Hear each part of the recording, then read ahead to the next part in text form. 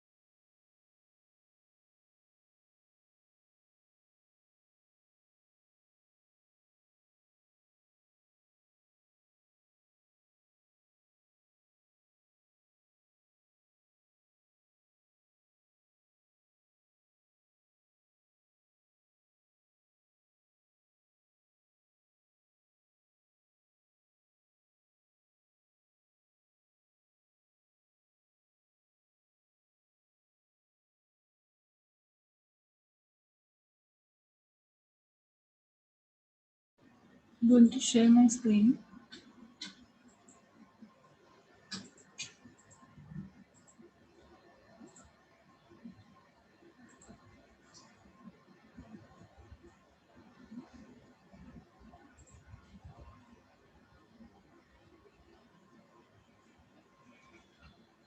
Can you guys see my screen now?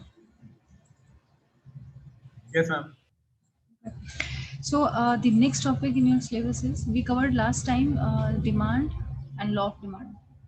So law of demand was covered basically. Is there any query with anyone in that topic?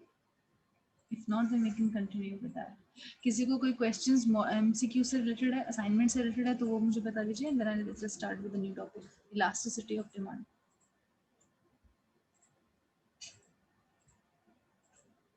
Okay.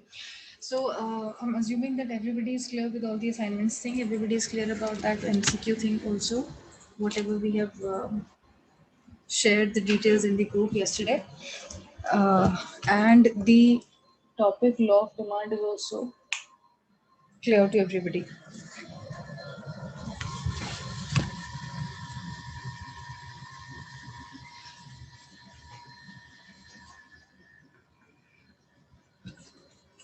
Next topic हमारा है elasticity of demand. If you will see in this paper, so elasticity is basically the general word which we use in our normal lives also, elastic.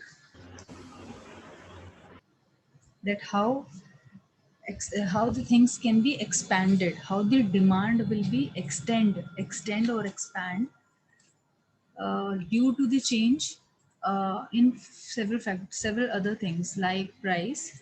Well, first would be in elasticity of demand. It is that what will be the change in the demand if there will be change in price. So basically, in elasticity of demand, we study the change in the demand, or we study the rise, or maybe whatever. Yes, change can be, it can be increased also, it can be decreased also, or it can be, there can be anything which is a change in our demand due to price, or due to income, or due to any other substitute good available in the market. Because of all those things, if there will be any change in the demand, is what elasticity of demand is. जैसे कि कोई भी, give me a minute.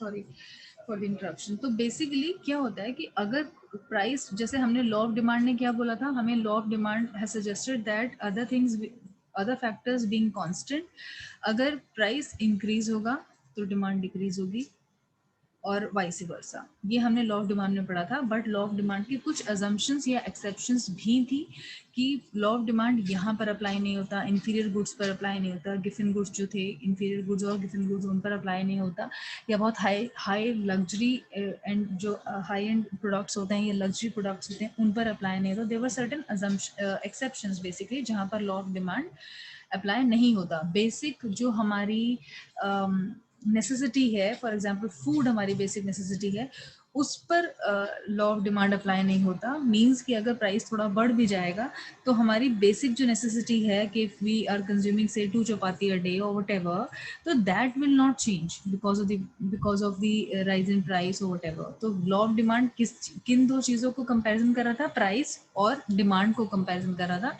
अभी हम elasticity of demand में सबसे पहला जो फैक्टर पढ़ेंगे वो प्राइस का फैक्टर कितना है इलास्टिसिटी ऑफ डिमांड पे। इलास्टिसिटी का मतलब क्या चेंज हो रहा है डिमांड में, बहुत ज्यादा चेंज हो रहा है या बराबर का चेंज हो रहा है या बहुत कम चेंज हो रहा है, ऐसा होता है। जैसे कि प्राइस फॉर एग्जांपल बढ़ा 2 रुपए से या 2 यूनिट से बढ़ा, 2 यूनिट से प्राइस बढ़ा, तो क्या 2 यूनिट से ही डिमांड कम होगा या सेम एग्जैक्ट सेम यूनिट जितना भी यूनिट प्राइस का बढ़ रहा है सेम यूनिट से ही डिमांड हमारा कम हो रहा है, या कम यूनिट से डिमांड कम हो रहा है, या ज्यादा यूनिट से डिमांड कम हो रहा है? तो दैट इज कॉल्ड, वो हम आगे बढ़ेंगे कि इलास्टिसिटी ऑफ डिमांड के टाइप्स भी हैं कौन कौन से। So what is price elasticity of demand is change in the quantity demanded of a product due to the change in its price। Very simple कि अगर किसी भी प्रोडक्ट का प्राइस चेंज हो रहा है तो उसकी वजह से जो क्वांटिटी डिमांड में चेंज हो रहा है वो क्या कहलाता है? That particular thing is being called as price elasticity of demand. यानी कि डिमांड की इलास्टिसिटी जो चेंज हुई वो प्राइस की वजह से जो हुई, that is called price elasticity. Thus, the sensitiveness or the responsiveness of demand to change in price is called as elasticity of demand. Got it?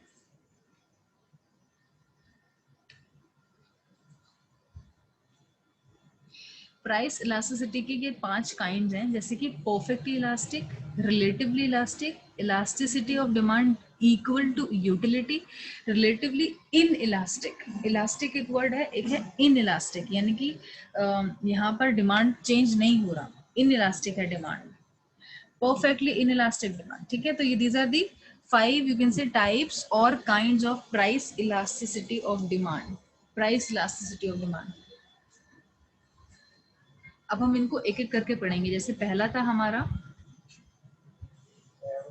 Perfectly elastic demand. तो perfectly elastic demand को मैं आपको एक curves के through समझाने की कोशिश करूंगी, आप प्लीज इसको देखिएगा।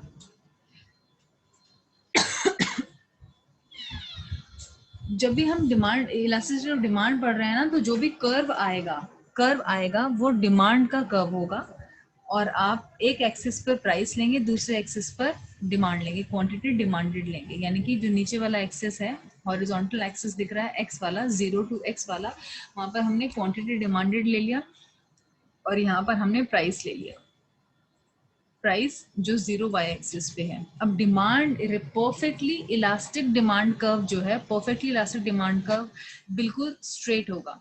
ये कब होगा? When the demand for a product changes और इंक्रीजेस या डिक्रीजेस, कुछ भी होता है, when there is no change in the price, it is called perfectly elastic demand। यानी कि अगर प्राइस बिल्कुल भी नहीं चेंज हो रहा, प्राइस बिल्कुल भी, when the demand of a product changes, demand change हो रही है, डिमांड तो चेंज हो रही है, but there is no change in the price, it is known as perfectly elastic demand. Perfectly elastic, elastic का मतलब डिमांड अपने आप ही, इलास्टिक का मतलब है कि डिमांड चेंज तो हो रहा है फॉर श्योर, इन इलास्टिक का मतलब है कि नहीं चेंज होगा।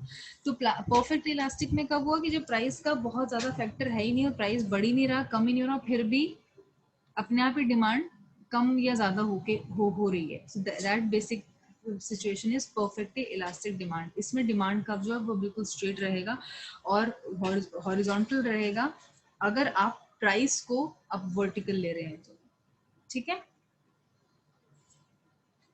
प्राइस इलास्टिसिटी ऑफ डिमांड का, sorry I am sorry It's not working properly. Now relatively elastic, relative मतलब थोड़ा सा रिलेशनशिप है प्राइस से डिमांड का, रिलेटिवली इलास्टिक है when the proportionate change in the demand is more then the proportionate change in price. यानी कि जैसे मैंने आपको बोला for example 2 units of price बढ़ा, तो उसकी वजह से कितना चेंज हुआ डिमांड में? क्या 2 यूनिट से हुआ? नहीं, डिमांड अगर ज्यादा बढ़ रहा है, फॉर एग्जांपल प्राइस जो था वो दो यूनिट बढ़ा, लेकिन डिमांड 2 यूनिट से ज्यादा कम हो गया, 3 यूनिट्स कम हो गया या 10 यूनिट्स कम हो गया, just because the price rose to 2 units. तो when the proportionate change in the demand, यानी कि जब जो basically proportional change in demand is more than the proportional change in price, यानी कि प्राइस तो कम बढ़ रहा है लेकिन डिमांड ज्यादा कम हो रही है। ऑब्वियसली इन दोनों का रिलेशनशिप अगेंस्ट ही रहेगा, क्योंकि इनवर्स रिलेशनशिप है, एक बढ़ेगा तो दूसरा कम हो रहा है, ये तो रहेगा। लेकिन एक कम बढ़ रहा है और दूसरा ज्यादा कम हो रहा है, उसको कहते हैं relatively elastic. When the change in demand is मोर, यानी कि एक unit of price is giving you maybe 2 units of lesser demand, that is called relatively elastic demand। ये clear हो रहा है सबको? Third type is elasticity of demand equal to utility। इसमें आप देखिए डिमांड कर्व ही हो गया है, it is not straight line, it is downward sloping but थोड़ा सा कर्व ही हो गया है। When the proportionate change in demand is equal to proportionate change in price, it is known as unilateral elastic demand. Unilateral, utility, ठीक है, unitary मतलब same, unitary मतलब एक यूनिट प्राइस का बढ़ रहा है तो एक ही यूनिट डिमांड का कम हो रहा है, मतलब जितना प्राइस बढ़ रहा है एग्जैक्टली सेम उतना ही डिमांड कम हो रहा है। So that is unitary elastic demand, unitary elastic और demand equal to utility. Elasticity of demand equal to utility या यूनिटरी इलास्टिक डिमांड भी बोलते हैं इसको, ठीक है। This is the next type. Give me a minute.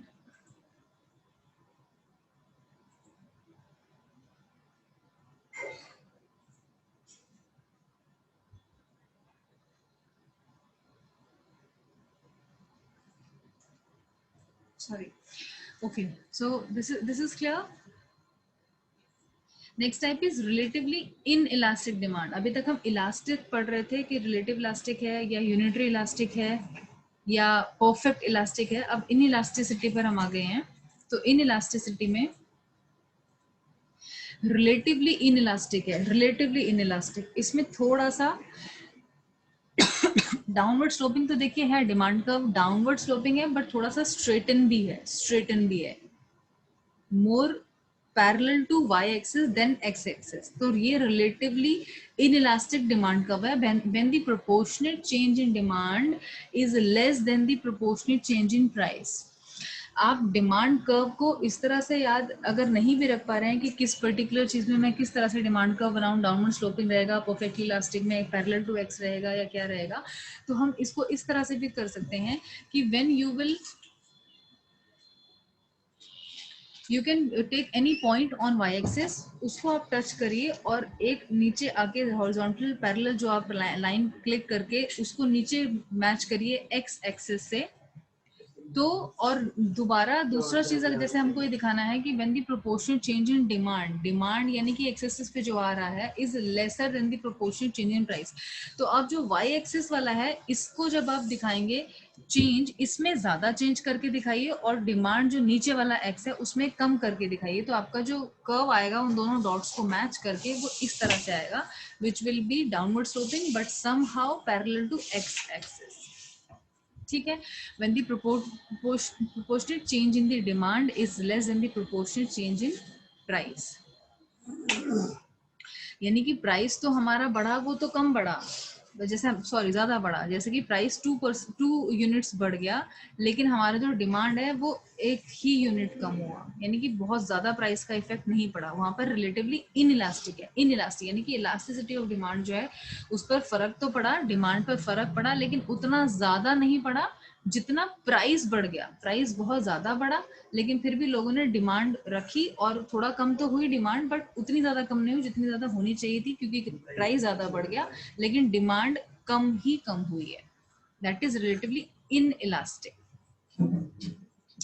Perfectly inelastic का मतलब होता है कि डिमांड जो है when a change in price whatsoever large change, no change in the quantity demand, यानी कि ऐसा कौन सा प्रोडक्ट को, जैसे मैंने आपको अभी एग्जांपल दिया था, हमारा जो मिनिमम बेसिक रिक्वायरमेंट है 2 meals a day for example है, तो अगर हम जो बेसिक रिक्वायरमेंट है फूड का प्राइस अगर बढ़ भी जाएगा, demand will not change, demand will be perfectly inelastic, हम डिमांड नहीं चेंज करेंगे, हम उतना ही कंजम्पशन करेंगे ही जितना कि हमें चाहिए। ये एग्जांपल हो सकता है, या तो जैसे मैंने आपको शायद पहले भी एग्जांपल दिया हो सॉल्ट का, salt is one of the such product which even if the price would rise we will not start consuming less, demand पर कोई फर्क नहीं पड़ेगा। या 2 meals a day है, अगर we are eating 2 meals a day we will not start eating 1 meal a day अगर price बहुत बढ़ जाएगा, आटा दाल गेहूं चावल whatever we are consuming as the basic requirement 2 meals a day, अगर उसका प्राइस बढ़ भी जाता है तो भी डिमांड पर फर्क नहीं पड़ता। सो वो वाली चीजें परफेक्टली इनइलास्टिक हो जाती, इनइलास्टिक है उन प्रोडक्ट्स की demand, even if the price is high the demand will not go down. तो यहाँ पर इसका डिमांड कर्व जो है, ये कर्व है डिमांड, जो डी करके दिखा रखा है मैंने ये इसमें, दिस इज डिमांड कर्व। ये वहां पर डाउनवर्ड स्लोपिंग था, पहले वाले केसेस में डाउनवर्ड स्लोपिंग नहीं है, it is completely parallel to price. Parallel to price का मतलब होगा प्राइस, अब आप देखिए कोई भी प्राइस ले लीजिए आप, जीरो भी प्राइस है और ऊपर वाई एक्सिस का कितना भी ऊपर तक जो भी कर्व जा रहा है, जितना कोई भी प्राइस आप लीजिए, demand will not change, demand is inelastic, perfectly inelastic. So this demand perfectly inelastic demand curve will be straight to price. Clear हो रहा है आप लोगों को ये?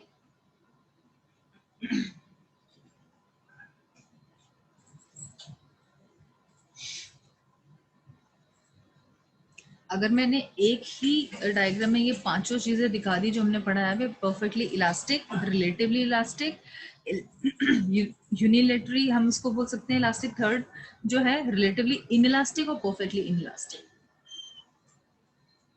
सो these are all the curves. एक डिमांड बिल्कुल स्ट्रेट है y एक्सिस के, एक डिमांड बिल्कुल स्ट्रेट है x एक्सिस के, वो परफेक्टली इलास्टिक है, जो स्ट्रेट है D1 परफेक्टली इलास्टिक, और परफेक्टली इन इलास्टिक जो है वो प्राइस के अगेंस्ट हो जाएगा। तो ये दो कर्व तो इस तरह से हो गए हमारे, परफेक्टली इलास्टिक और परफेक्टली इन इलास्टिक, जिसमें कि कोई डिफरेंस नहीं है। आई मीन इलास्टिसिटी जो है उसमें कंप्लीटली प्राइस का कंट्रोल है डिमांड पर, और परफेक्टली इन इलास्टिक में प्राइस का कोई कंट्रोल नहीं है डिमांड पर।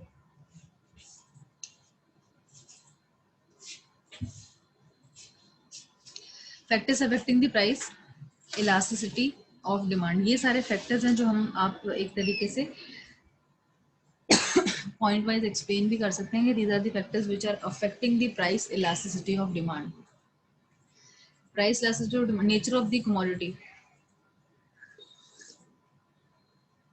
कौन से प्रोडक्ट की प्राइस की वजह से डिमांड पर इफेक्ट पड़ेगा, इलास्टिक होगा, रिलेटिवली इलास्टिक होगा, इन इलास्टिक होगा, यूनिटरी इलास्टिक होगा, कौन सा इलास्टिसिटी लगेगा, वो किस पे डिपेंड करता है कि नेचर क्या है कमोडिटी का। जैसे कि अगर कोई बहुत एक लग्जरी आइटम है जो मेरी जरूरत नहीं है, बेसिक रिक्वायरमेंट नहीं है, लेकिन उसके बिना हमारा काम चल सकता है, तो प्राइस अगर बढ़ जाएगा बहुत ज्यादा तो हम उसमें फिर उस डिमांड को हम जीरो कर देंगे बिल्कुल।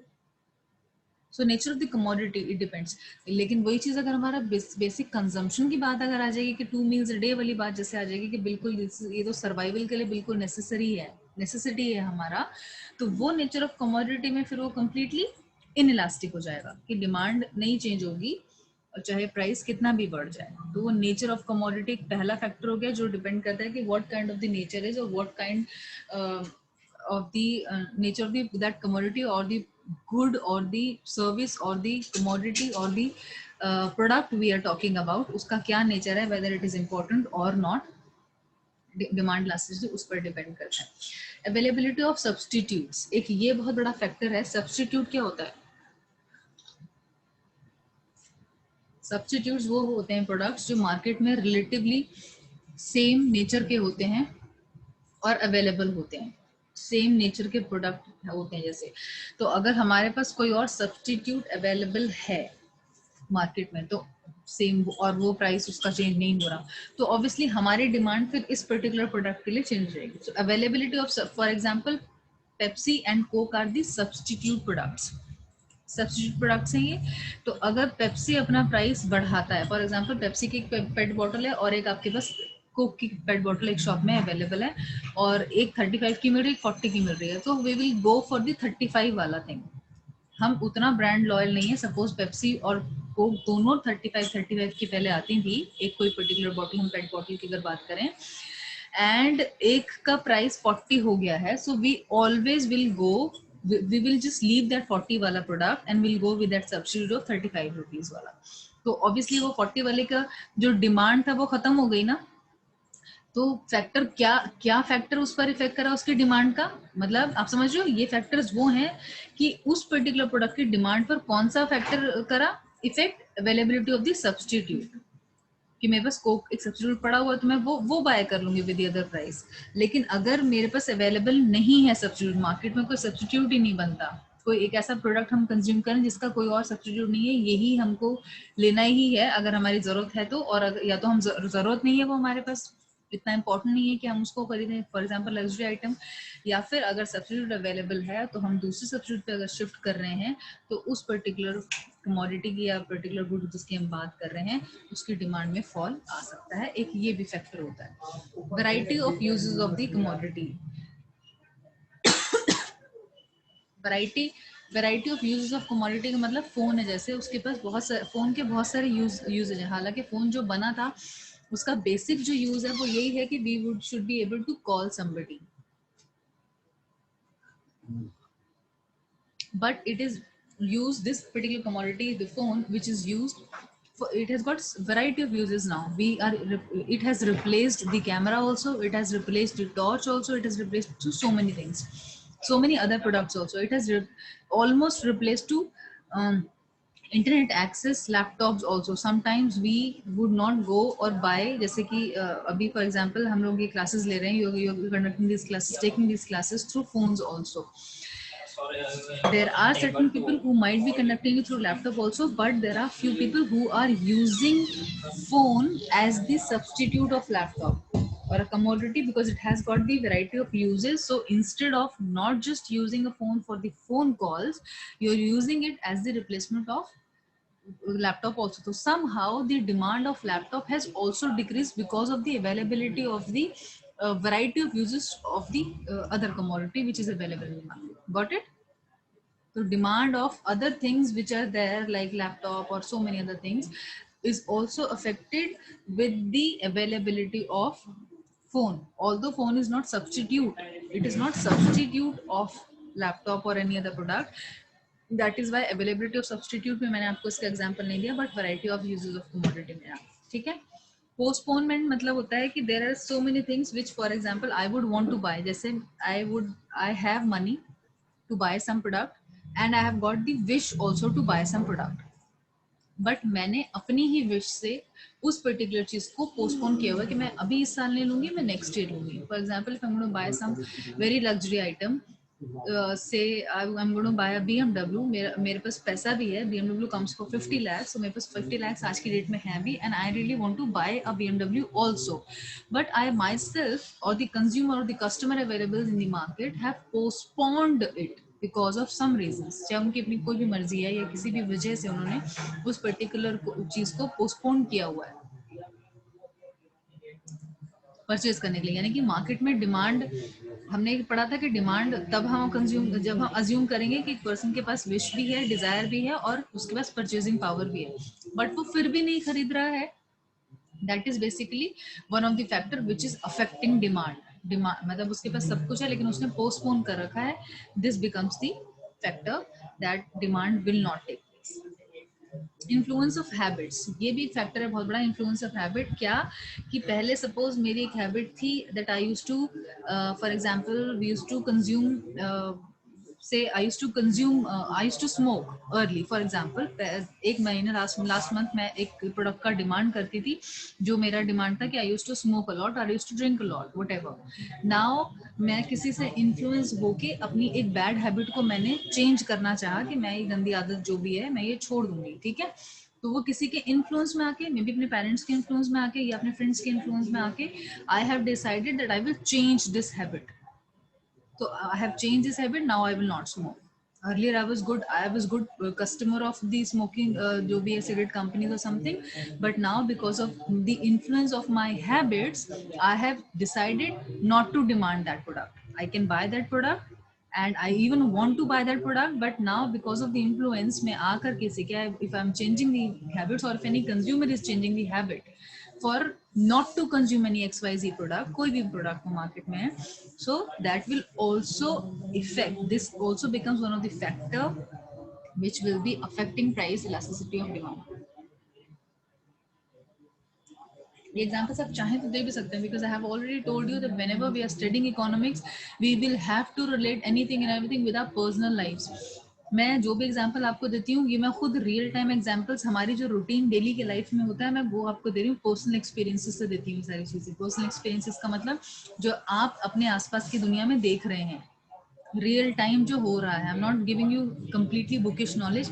ये एग्जांपल्स जो मैं आपको देके एक्सप्लेन करने की कोशिश करती हूँ, ये बुक्स में कहीं नहीं मिलेंगे. बुक्स में कोई आपको नहीं बोलेगा, सिगरेट का एग्जांपल शायद नहीं मिलेगा आपको, okay, but I am giving it you so that you remember all this things while you are putting it in the exams, because these are real time examples and which is applicable and correct also. Okay, this is next factor affecting the price elasticity of demand is proportion of income spent on a commodity.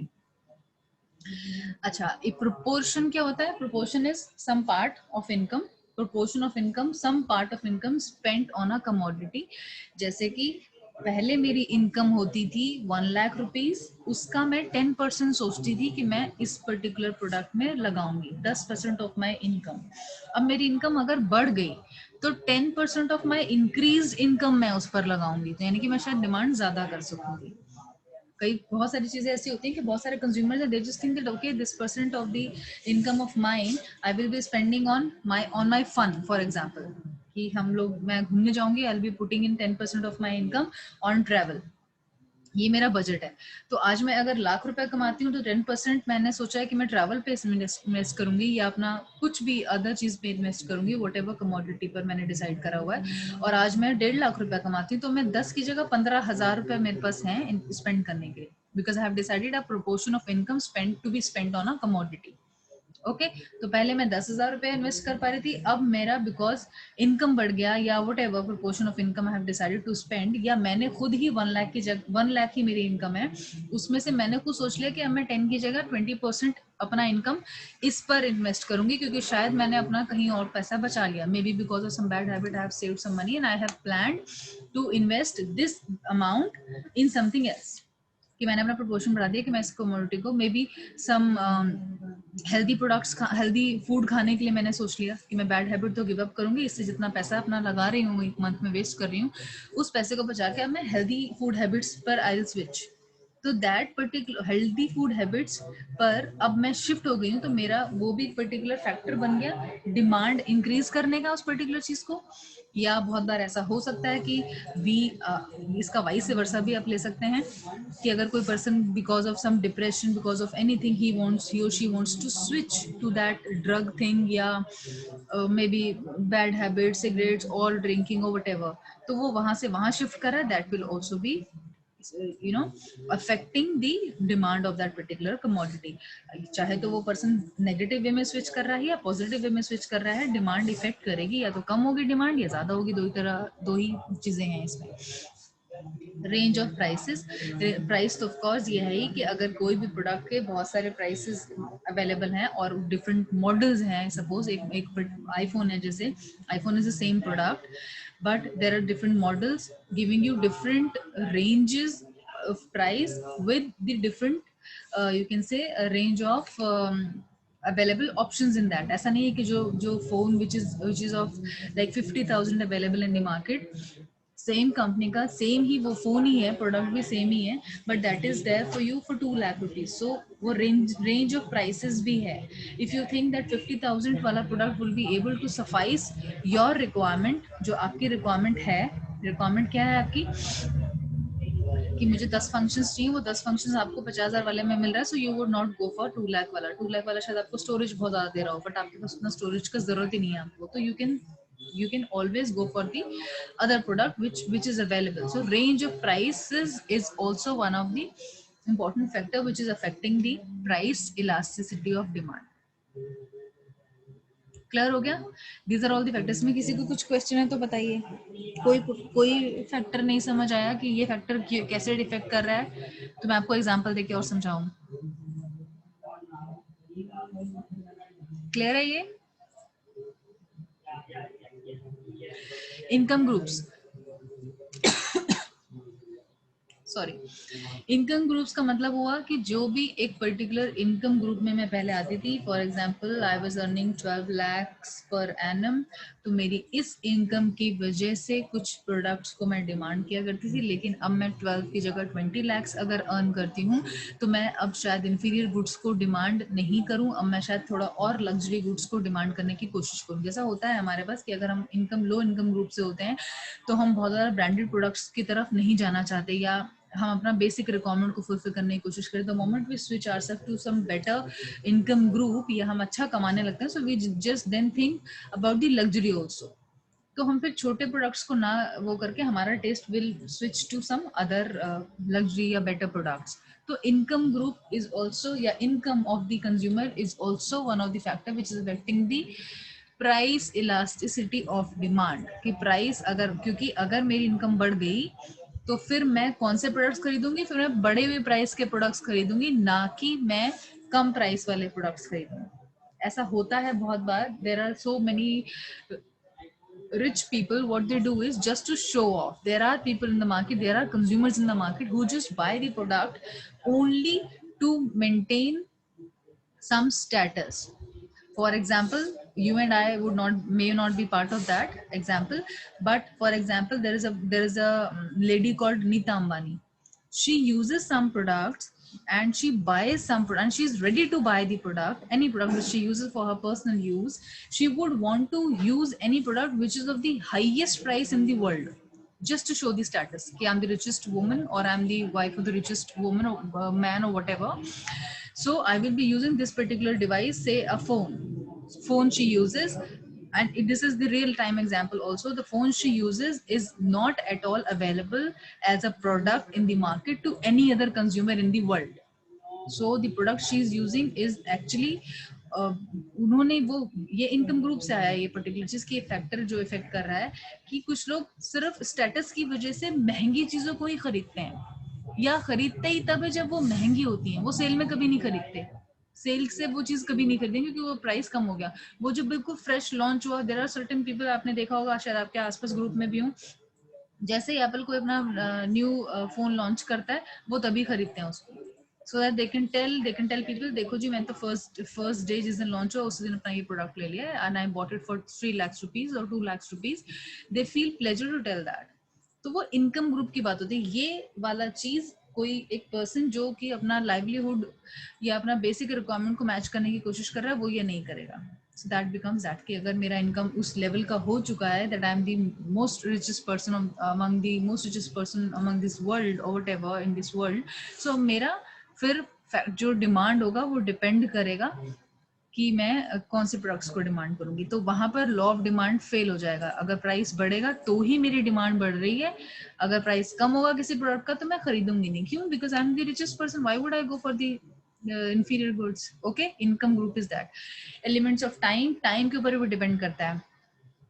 कोई चीज आज के time में मुझे अच्छी लगती है, I would really want to buy that, by the time I will gather the money to buy that product, मेरा टेस्ट ही चेंज हो रहा है टाइम के हिसाब से। मतलब आज मुझे वो चीज चाहिए थी, आज पैसा होता तो शायद मैं खरीद लेती, बट मेरे पास उतना पैसा आया 5 साल के बाद, और 5 साल के बाद मुझे अब उस प्रोडक्ट की जरूरत ही नहीं है। So this is the time fact. Time is also another factor, that at what time the person needs to demand something, and if the time changes, person is same, market में availability भी है product की, price भी same है, वो beer भी कर सकता है, but now because of this time changing time और whatever his preference, because of the time is changed, he would not demand the product. ठीक है. Pattern of income distribution is again more और less income group, but pattern of income distribution का मतलब ये होता है there are certain products which are available only for the income, depending upon the income distribution. For example ration shops हैं. मैं जब भी आपको कोई भी चीज़ें पढ़ाती हूँ ना, ये चीज़ें मैं रियल टाइम से बहुत ज़्यादा कोरिलेट करके आपको एग्जांपल्स देती हूँ, so that you are able to do it. Pattern of income distribution का क्या मतलब हो गया? फॉर एग्जाम्पल राशन शॉप से, राशन शॉप में nobody would go who is earning, who is very well to do or well settled in the life would never go to a ration shop and buy for it. Moreover, he is not eligible to buy from there also. Government has set certain rules that he would not be able to buy. तो एक income distribution के हिसाब से analyse करके एक वो population को divide कर दिया गया है कि ये पॉपुलेशन जो इतना पैसा अर्न करती है साल में या महीने में, वो बिलो पॉवर्टी लाइन आती है, बीपीएल है, वो लोग वही बाय कर सकते हैं राशन शॉप से, और लोग नहीं कर सकते. जो डिमांड राशन शॉप्स में आएगी वो कोई भी एक जो high income distributed people society से आते हैं उनका नहीं होगा. So pattern of income distribution is also a factor which is affecting price elasticity of demand. जो भी आपका ये टॉपिक है ना आपके सिलेबस में बच्चों, इलास्टिसिटी ऑफ डिमांड, इसके आगे उन्होंने क्लियरली लिखा हुआ है कि इसका प्रैक्टिकली इंपॉर्टेंस क्या है, यानी कि रियल टाइम इंपॉर्टेंस क्या है या एप्लीकेबिलिटी क्या है, प्रैक्टिकल एप्लीकेबिलिटी लाइव्स में क्या है प्राइस इलास्टिसिटी ऑफ डिमांड की. तो अभी हम प्राइस इलास्टिसिटी ऑफ डिमांड पढ़ रहे हैं. आगे हम और दूसरी चीज और दूसरा फैक्टर भी पढ़ेंगे जो कि इलास्टिसिटी ऑफ डिमांड को इफेक्ट करेगा. तो ये अभी हम प्राइस वाला इलास्टिसिटी ऑफ डिमांड पढ़ रहे हैं. मैं एक मिनट आपका अटेंडेंस क्लिक कर लेती हूँ पहले. Give me 1 minute. Meeting is about to over.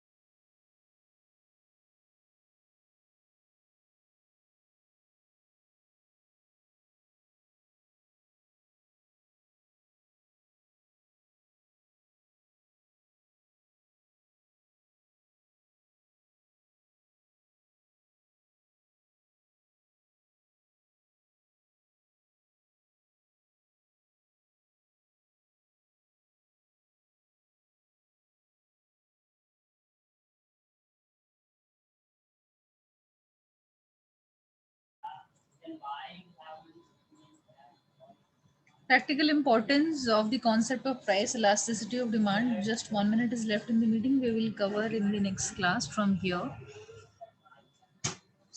इसका इसका हम प्रैक्टिकल इंपॉर्टेंस पढ़ लेंगे और क्या एप्लीकेबिलिटी है, और उसके बाद फिर हम इनकम इलास्टिसिटी ऑफ डिमांड पढ़ेंगे. अभी हमने प्राइस इलास्टिसिटी ऑफ डिमांड पढ़ा था, यानी कि price was the factor which was affecting the elasticity of the demand. Elasticity का मतलब बढ़ रहा है, कम हो रहा है या नहीं बढ़ रहा है, इनइलास्टिक हो जाएगा वो. उस पर डिमांड पर क्या इफेक्ट इनकम का पड़ेगा वो भी हम टाइप्स पढ़ेंगे इसके. जैसे हमने अभी इसमें पढ़ा था रिलेटिवली इलास्टिक या inelastic, perfectly inelastic, perfectly elastic, whatever. And there would be one more thing. So elasticity of demand then will be completed. I think MCQs and everything सबको clear है. MCQ का test जो 5:30 Friday है for you guys. I hope everybody is ready for it and there are no queries to it. Your question paper is almost set to it. I'll just share with you guys the link of the Google form जो आपका test होगा on Friday. I'll share it with you guys sharp at 5, and within 30 minutes you will have to submit that particular test of yours. After 5:30 I will not accept the tests. Okay, thank you so much for your time everybody. Elasticity of demands में कुछ भी अगर question है तो आप you can let me know. You can come up with your questions. Thank you. Bye.